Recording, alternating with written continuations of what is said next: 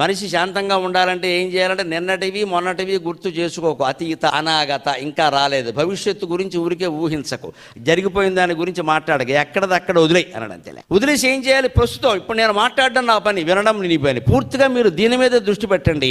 నేను మాట్లాడడం మీద దృష్టి పెడితే కార్యక్రమం విజయవంతం అయినట్టే, అనుమానం వెళ్ళలేదు. ఇంకా నేను మధ్య మధ్యలో మాట్లాడుతూ ఏదో ఆపేసేసి నా వ్యవహారాలేవో నేను ఎక్కడో గుర్తు చేసుకుంటూ అది నాకు సాధ్యం కాదని కూడా మాట్లాడలేదు. కానీ మీలో అందరూ అలా ఉంటారని ఏం లేదు కదండి. ఇక్కడ మాట్లాడుతూ కూడా మధ్యలో ఒకడు ఏం చేస్తూ ఉంటాడు, ఫోన్ కెలుగుతూ ఉంటాడు ఇక్కడ కూర్చుని ఇలా. ఇంకొకళ్ళు అయితే ఇంటి దగ్గర ఏమిటో వచ్చేటప్పుడు తలుపు తాళం వేయడం మర్చిపోయాం, ఏమైందో, ఉంటాయి పోయినవి పోతాయమ్మా గొడవ. ఇవే మనం జరగబోయేవి జరిగినవన్నీ ఇక్కడ అమృతప్రాయమైన ప్రసంగం అనుకునే మనం వచ్చాం కదా. మీ మనస్సును మీరు ఆలోచించుకోండి, ఎక్కడెక్కడో ఉంటుంది, అదే పోయింది. ఈ లోపు 4 మాటలు పోయాయి. ఇదే నిర్మాల్యం మన జీవితాల్లో కూడా ఇంతే. రాత్రి మంచం ఎక్కి పడుకున్నాము అంటే వెంటనే తెల్లారితే నమస్కారం అమ్మా, తెల్లారకపోతే ఇదే నమస్కారం, సెలవు, అమ్మవారికి చెప్పాల్సిందే. ఇంత ధైర్యం ఉండాలి మనసు.